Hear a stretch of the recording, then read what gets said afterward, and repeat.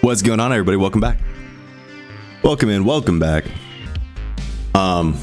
Saw something pop up in my YouTube feed that I kind of wanted to watch and show you guys and watch with you guys, because I'm somebody who drinks like energy drinks all the fucking time, right?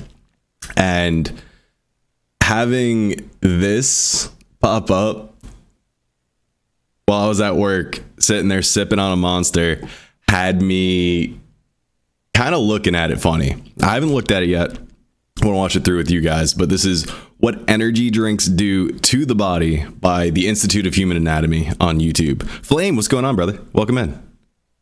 And yeah, so I'm sure this is going to be an entire thing, because I'm somebody who on average has about 600 milligrams of caffeine a day. You know, like 2 Reigns. Like today I had 2 Reigns before lunch, and then I had 2 of those Mountain Dew amps afterwards, and those have like 150, so that's 3, 150, 6, math, 75. It's like a bunch of fucking caffeine. So 600 plus another, there's 900 milligrams of caffeine I've had today. Gonna switch you to black coffee. Hey, I take mine with a little bit of hazelnut creamer, a little bit of sugar, but I do drink it black as well. I'll take it pretty much any way I can get it. But yeah, let's see how bad energy drinks are. All right, and then after this, we'll get into, you know, your regularly broadcasted streaming. There are a lot of different energy drinks on the market. There are 11 different varieties of Red Bull, 30 different varieties of Rockstar. There are 62 different varieties of Monster, and that's only 3 brands. Are there really that many Monsters? 70 easily findable brands on the internet. I just had to stop counting. It's all the sugar and everything else that makes it bad. But now, like, that's the thing. So it's like, there are a lot of energy drinks now that are 0 sugar, though.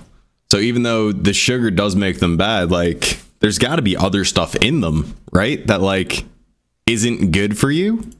In today's video, with the help of the cadavers here in the lab, we're going to discuss what happens to the body when you consume an energy drink. No. And we'll see the effect it has on the autonomic nervous system, and how that will then have an effect, a cascading effect, on nearly every system.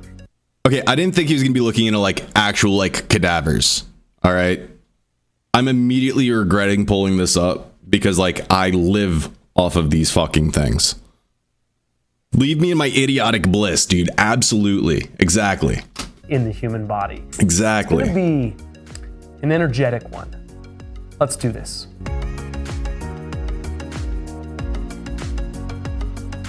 Let's first clarify what is and isn't an energy drink. Coffee is not an energy drink, despite obviously having caffeine. Thank goodness. We're going to go into greater detail later in the video. At least one thing's safe. Caffeine actually prevents the drowsiness signal, I guess you could say, from firing in the brain.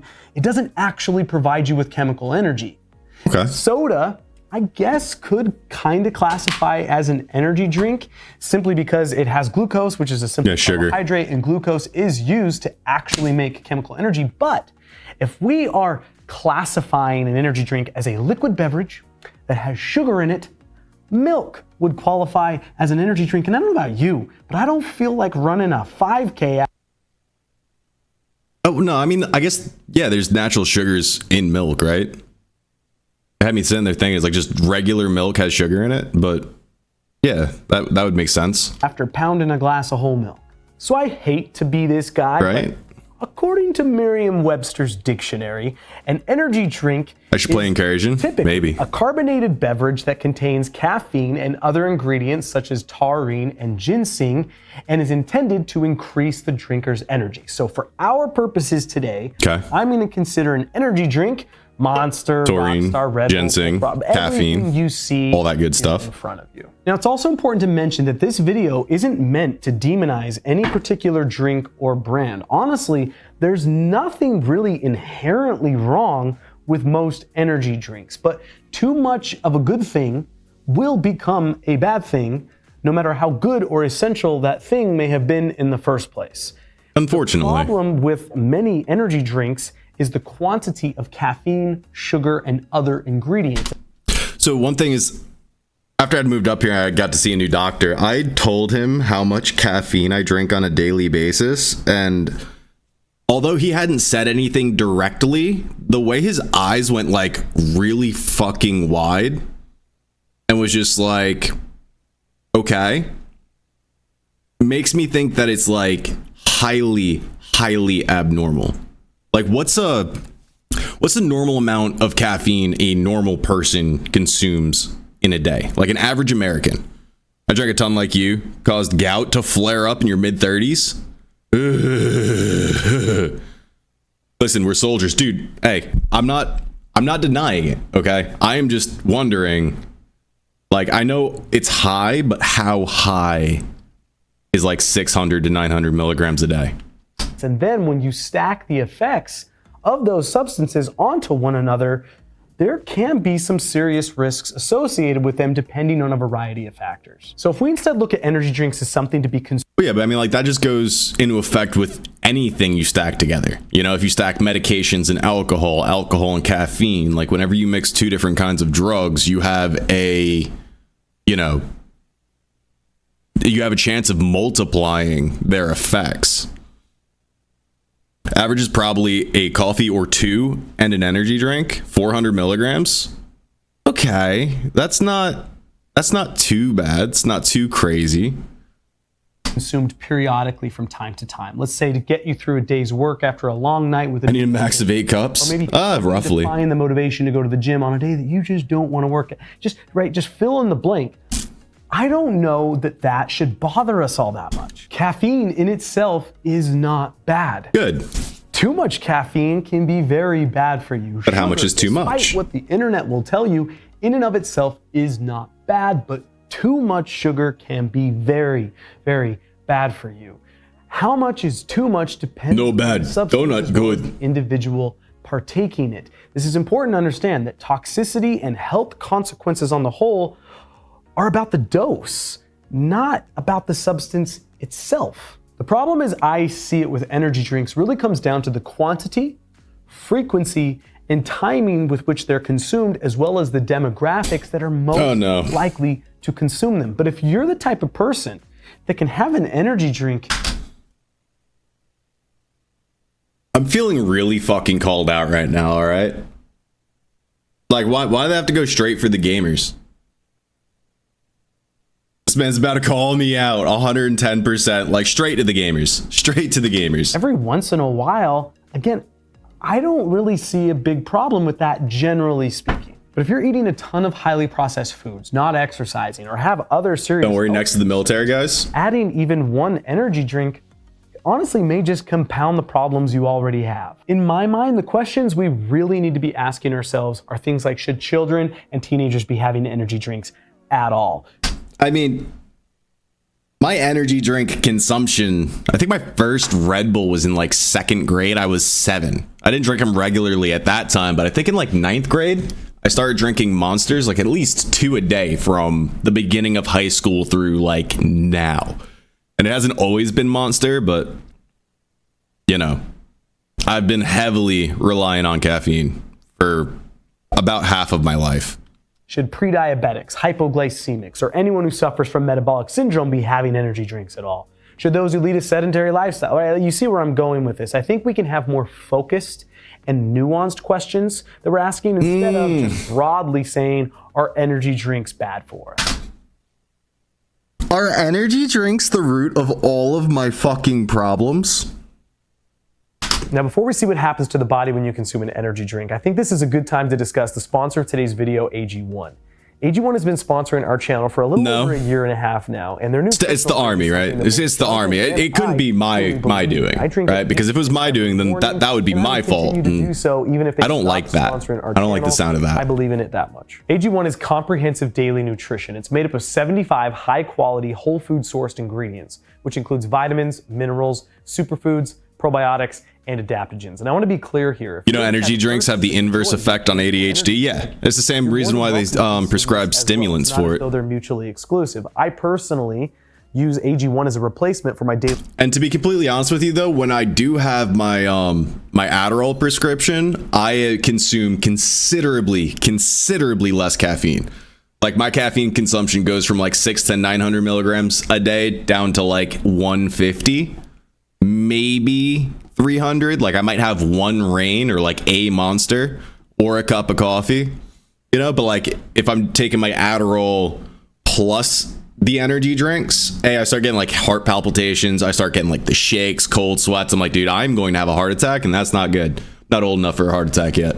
Daily multivitamin, and given how easy it is to consume, the added benefits are just icing on the cake. All you do is take 1 scoop, add it to 8 ounces of water, and shake it up. This is easily my favorite part.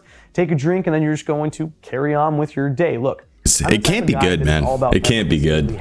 I know it's not good, but like I'm not ready to let go of it yet. Taken care of. But we'll see. We'll see if that changes. If you're interested, visit athleticgreens.com/human-anatomy, and they're going to give our audience a 1-year free supply of immune-supporting vitamin D3 plus K2. Do I drink it more slow now? Yeah, and usually I'll drink them over the course of like the day. Again, it's impossible to discuss every ingredient that comes with the many different types of energy drinks, which is why we're going to be primarily focusing on the compounding effects that caffeine and sugar have on the nervous system. But that also means that there's a bunch of other substances that are going to be layered on top of the caffeine and sugar that are also going to be affecting various parts of the body, such as the digestive system, urinary system, and respiratory. See, we're good. Video over. I drink sugar-free energy drinks. I don't have to worry about a single thing. Nothing to worry about. We are good, right? Right, chat? Come on now. I got them out fully for a month or two. Now I just have one a few days at best. Yeah. I'll drink one over 2 hours instead of one every 15 minutes. Yeah, dude, I could slam them if I wanted to. The worst is like when I'm drinking, because I like Red Bull and vodka and Jaeger bombs. So I will consume a disgusting amount of Red Bull in a very short amount of time. The primary, and some may argue the fundamental ingredient in an energy drink is going to be caffeine.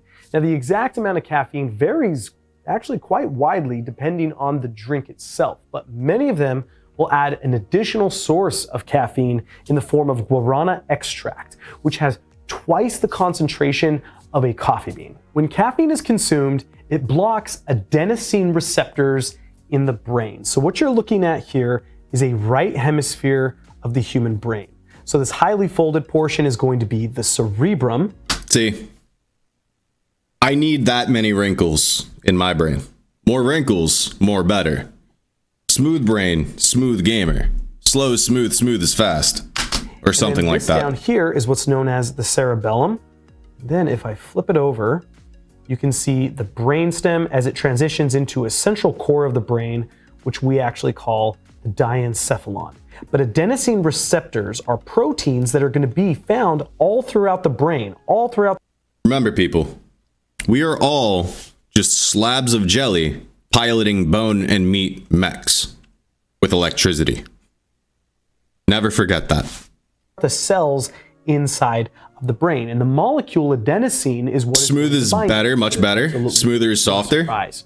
Now, when adenosine binds to an adenosine receptor, it actually sends a signal that the brain, or rather it contributes to the brain's sensation and perception of feeling drowsy. So what will happen is caffeine will come in there and actually plug up the receptor.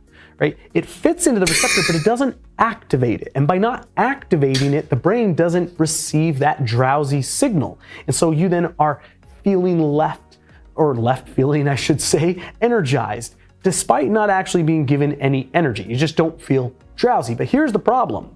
The caffeine will wear off. And when it does, the adenosine that has been getting produced all throughout the brain's tissue is going to pile onto those receptors. And when it does, just picture this, just picture signals like. So, okay. So, I mean, that explains why it's like when I come on, you know, to stream at like 9 after working all day, I have a cup of coffee, I'm good until about midnight. But then the coffee wears out, I crash out, and I'm ready to go to sleep. But like if I come on and have like a Red Bull, and I get off at 1 or 2 or 3 in the morning. I mean, some of you guys have been around when I've been up at like 3:30, 4 o'clock in the morning on a night that I have work at 6 o'clock, you know, but damn. Okay. I didn't know that coffee was that much different than like energy drinks. all these zooming signals going throughout the brain saying, I'm tired, I'm tired, I'm tired, I'm tired. And that, ladies and gentlemen, is what we call the crash, or that energetic crash. It's interesting to note that adenosine receptors aren't only found inside of the human brain, but instead they're actually found all throughout the body, including the digestive and urinary tracts, which helps explain why caffeine has such far-reaching effects on the body. But the presence of caffeine diuretic can actually be detected by an area here in the brain called the hypothalamus. So you're actually looking at a mid-sagittal section of a human head.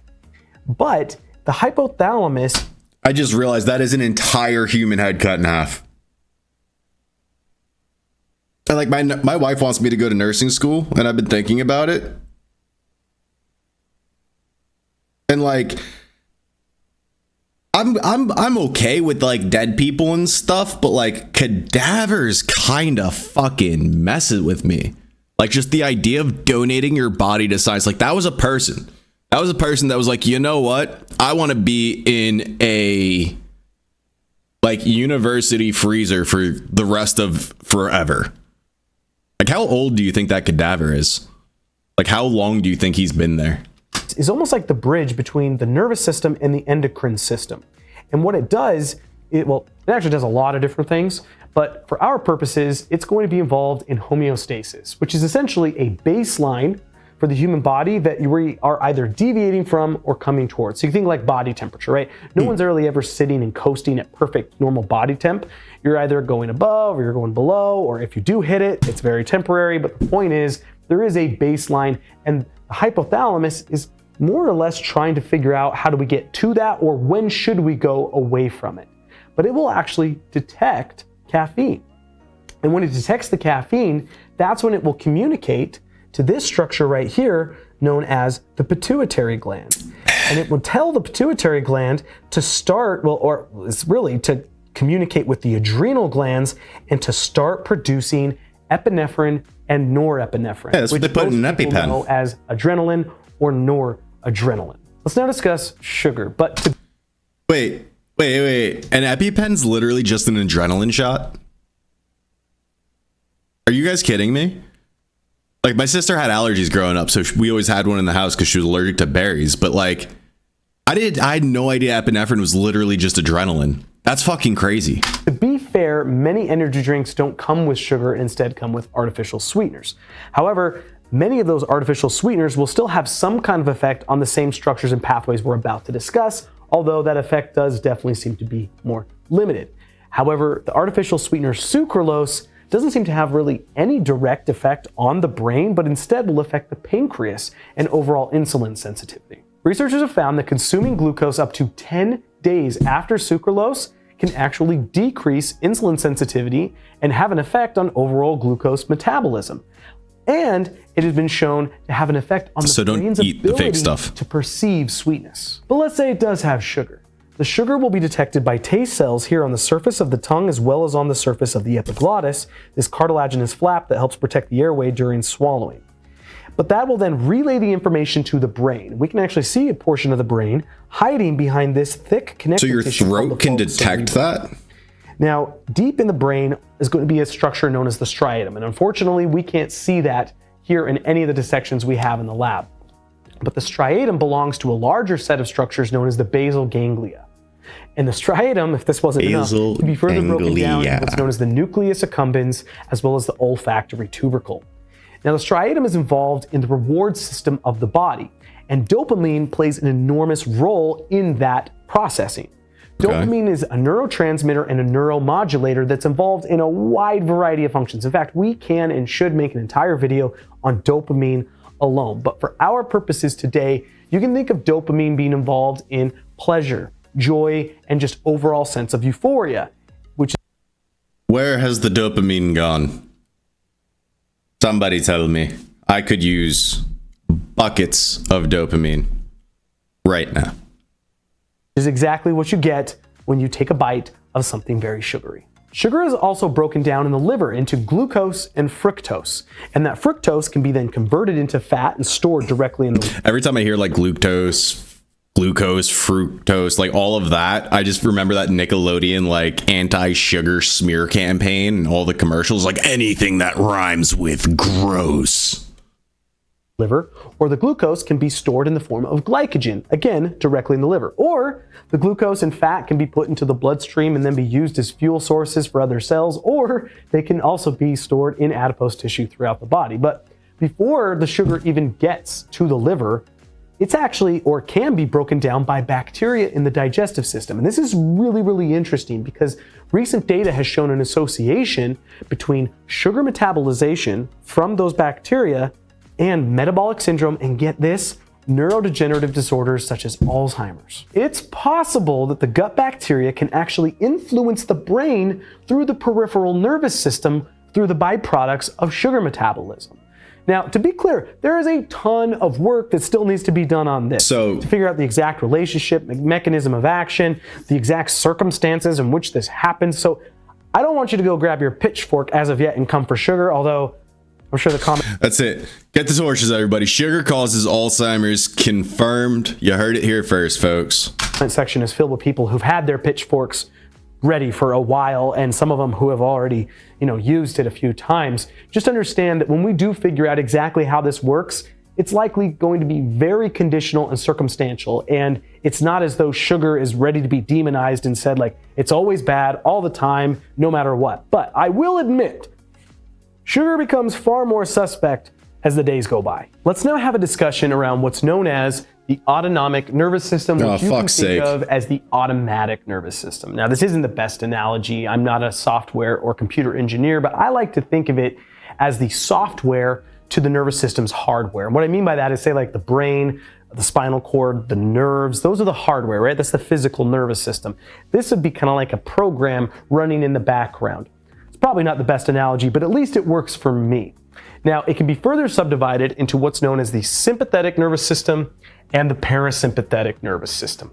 And you probably know these by other names. The parasympathetic is most commonly known as the rest and digest, while the sympathetic nervous system is commonly known as the fight or flight. Now, the reason why we're talking about these— that's the fun one. That's the one we like. At all is going to be because of epinephrine and norepinephrine. And if you recall, we just learned that they are produced by the adrenal glands in response to caffeine consumption. Now, I also want you to understand that while epinephrine and norepinephrine are responsible, these are the neurotransmitters and hormones that are going to be responsible for all of the effects here in the sympathetic nervous system, it's not as though they don't cause an effect in the parasympathetic nervous system, despite acetylcholine being the neurotransmitter that's actually going to be responsible for them. And the reason why that's the case is because you're not always in one or the other, right? It's not as though you're just in a sympathetic or just in a parasympathetic. You're actually in like this fluid state. My dogs are like staring at me between the two. Unless, of course, you're in some horrifying scenario, which is actually the easiest way to teach these. So when I'm in the classroom teaching this to my students, I have to say, like, pretend I'm just slathered in bacon grease and a hungry grizzly bear comes through the door. What is my body going to do in response to this horrifying event? Now, I also want to make note that this is not like an ordered list in the sense like this happens, then this happens, and this happens. It's just showing you all the various effects. So my pupils are obviously going to dilate, right? There's going to be that moment where it's like, oh crap, as the grizzly bear is coming after me. Oh no. But I'm also going to have my saliva production be inhibited. There's not much use to drooling at the mouth when a grizzly is attacking me. And again, we don't even have to have this maximal hardcore version of the sympathetic response. If you're in a fight, it makes sense to conserve the water in your body, possibly for sweat production. And it's actually here at the bottom because I should have put it up here, but I forgot. So you're actually going to be producing I felt that, but yeah, I forgot. So sweat in a sympathetic response. So it makes sense you want to conserve that water, and salivating doesn't make a ton of sense. You're also going to have what's called bronchial dilation. So the bronchial, that is in reference to the airway, the respiratory tubes inside of the lungs. And what's going to happen, and this also make a ton of sense, is they're going to dilate, right? You want to get as much oxygen into the body as possible to supply all your musculoskeletal structures that are going to be working pretty hard here. Now, this next one is going to sound different than it actually is. The bladder relaxation does not mean you are urinating your pants. I mean, that may happen, right? I'm not going to pretend like that's not going to happen to me if a grizzly. There goes that excuse. Slathered in bacon grease. But what's the opposite of relaxation? It's actually contraction. And if the bladder, if you think of it like a balloon, if it's contracting, that would actually cause urinating. But that's like the micturition reflex. So the bladder relaxation here is you're actually not going to urinate, which again makes a ton of sense. All right, next we have intestine inhibition. Now this is actually going to be saying blood flow essentially is going to be diverted away from your digestive system because it doesn't make sense to finish digesting your lunch, right? If I had a massive burrito and then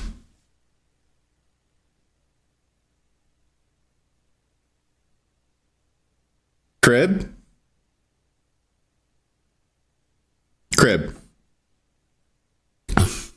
You have one more chance. You have one more chance. You know damn well I was not a crayon eater, all right? I was in the army. I was a man of my brain just turned off. Quality. A man of quality. Huzzah! It came back. Which one's my favorite? Purple. Purple tastes the best. It's great. And the grizzlies coming after me, I don't need to work on that burrito in the moment. So blood is going to start going away from my digestive system. Bro, I could work on a burrito right fucking now. I tell you what, dude. A burrito sounds so fucking good. System. And that's a really good thing because it's then going to be going to the musculoskeletal system, right? If we're going away from the core, we're going to be then going to the periphery, and that's going to be going to the musculoskeletal system. And then we're also going to have an increase in heart rate. Now, this is obvious because it needs to be able to supply the musculoskeletal system. But what's interesting is this is primarily driven by epinephrine, while the rest of these are going to be primarily driven by norepinephrine. So it's kind of interesting how the body breaks that down. Okay. And then this last one is probably going to be a little surprising to you. It's not really relevant to this discussion, but it's interesting to talk about. The erectile tissue are going to have a decrease in blood flow. So think like the clitoris, the penis. So maybe we could put it this way. In a parasympathetic response, the erectile tissue are going to have an increase in blood flow. And this may seem counterintuitive because, like, if you think about it from like a sexual arousal standpoint, you may think like, ooh, if I'm aroused, I'm going to be in a fight or flight response, right? My heart rate's going to be going up. But again, you're not in one or the other. And so it's possible to have an increase in heart rate while still having a decrease in blood flow to the erectile tissues. And there's a whole lot of nuance to this. And Jonathan did an entire video around erections. It's really He did an entire video around what? Brother, how's that allowed on YouTube? Come on now. Explains those who like to be choked. Hey. Really interesting and fascinating, so I encourage everyone to check that out. But the reason why we're bringing all this up is to You said the quiet part out loud. Show the wide-ranging effects that epinephrine and norepinephrine can have on the body, right? So drinking caffeine, and you can think the more caffeine you consume or the lower your tolerance, how all of this plays out, you can see how these can have different effects. But at the same time, there's only so much you can do with them, right? Your pupils can only dilate so much. There's only so much saliva inhibition. I can only get so erect. What? Right? The bronchioles can only dilate so much. The one that's really interesting is going to be the increase in heart rate, because that can just keep on going to the point where you can actually find yourself in a very scary situation and maybe going into cardiac arrest. Again, that's extremely high levels of caffeine, but at the same time, it's not as though we don't want to view these in isolation, right? Again, we want to look at the whole person. What is their body like? Were they already in poor cardiovascular health? And when you start stacking these effects onto one another, you can see that it's a lot easier to get into a problematic state, right? If you're in a state of malhealth to begin with, and then you're taking the energy drink. So again, just kind of understand that this is going to affect pretty much everything, all right? We're talking the eyes. Oh, you got a wrinkly brain. So it just dumps the paranervous system. So it's not so much that energy drinks give you energy, they just turn off the part of your body that is tired. Right? Like you're not getting any more, like that stuff's already there. It's just blocking the sleepy. Chemistry is fucking weird, dude. The mouth, the lungs, the urinary system, and your bladder, your digestive system, and the intestines, the heart. It even affects your reproductive system. So when you're having an energy drink, it's not as though it's just going to your brain and making you feel more alert. It's having far-reaching consequences all throughout the body. But I want to know why he thinks quantity is an issue. Well, I mean, you got to think like quantity in anything would be like an issue. Like you have too much potassium, you can die. Right? I mean, granted, it would take a lot of bananas to OD on potassium, but too much of anything's no bueno. Let's now see if we can put this all together into one nice, neat. But what I want to know is how much is too much? That's what I'm curious about. Package for you. Given everything that we've discussed, I'm hopeful you now understand that consuming an energy drink when you have a sedentary lifestyle or you suffer from metabolic syndrome such as Crohn's disease or ulcerative colitis, or if you're going through puberty, is probably not the best idea. Although a lot of the problems we've discussed aren't unique to energy drinks, and instead they come with excessive caffeine and sugar intake in general.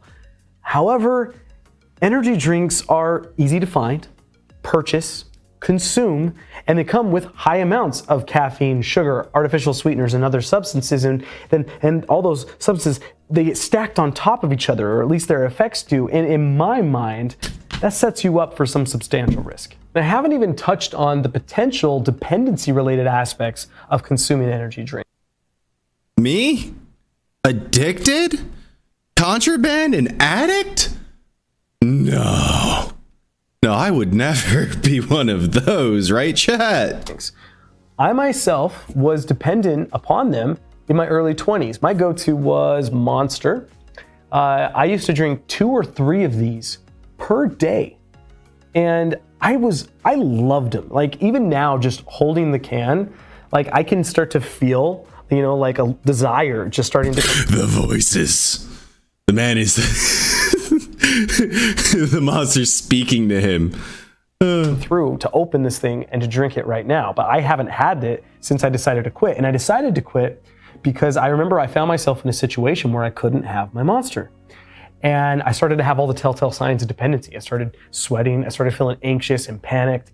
And despite at this point in my life not only that is like when I can't get enough like caffeine, I start getting massive migraines. I start feeling nauseous. Like I literally start going through practically with like full-blown withdrawals. I'm sure not as bad as like someone who's withdrawing off of opiates, but honestly, one of the worst withdrawals I've ever fucking had was when I quit smoking cold turkey. The last time I did it, like I remember there's 2 nights specifically that I was up the entire night just with cramps, with like all of this just terrible feeling. But yeah, I get it when it's not an energy drink. So like taurine, I want to withdraw off of you. Never. Coffee isn't so bad. Okay. Well, at least we have something, right? Having any medical or anatomical knowledge, I knew that was bad. I knew that wasn't a good position to be in. And so I decided to stop. See, there's your problem. You stopped. If you don't stop, you don't have these problems. Problem solved. Extra wrinkle. Smooth brain wins yet again. Next. Right then and there. And I haven't had an energy drink since that point in time. I have just learned that I'm not the type of person that could consume these in moderation. I can't consume anything in moderation. That's just the fact of the matter. If you are, all the power to you. But if you're like me, or if you suffer from any of the circumstances and conditions that we discussed earlier, I'm going to be honest with you. I think it's probably best that you speak with your doctor and figure out for yourself if these things have a place in your diet. Thanks for watching, everyone. Be sure to click the link in the description below and start your AG1 journey today. As always, be sure to like, comment, subscribe if you feel so inclined, and I'll see you in the next video. All right. Well, I mean, all in all, it was a good video. He told us what the energy drinks do to our body. He didn't answer like how much is too much, even though he did say like, oh, like too much is never a good thing, but how much is too much? Well, I guess if you're at the point where you're having withdrawals without having something, you're probably having too much, right? Like that's a safe thing to assume. Go to Google. Hopefully nothing. See how much caffeine is too much in one day. Up to 400 milligrams of caffeine a day appears to be safe for most healthy adults. That's roughly the amount of caffeine in 4 cups of brewed coffee, 10 cans of cola, or 2 energy shot drinks. Keep in mind that the actual caffeine content in beverages varies widely, especially among energy drinks. Is 900 milligrams of caffeine safe? Daily. Safe. Regular use of more than 600 milligrams of caffeine a day might cause long-term effects such as sleep problems, thinning of bones and fractures, more anxiety, stomach acidity. It can also increase blood pressure, and if you already have blood pressure, it can get worse. Well, yeah, no shit. Don't drink energy drinks if you have high blood pressure. All right, well, hey, that answers that, I guess, right? You know, just keep it under 400, all right? And that's that.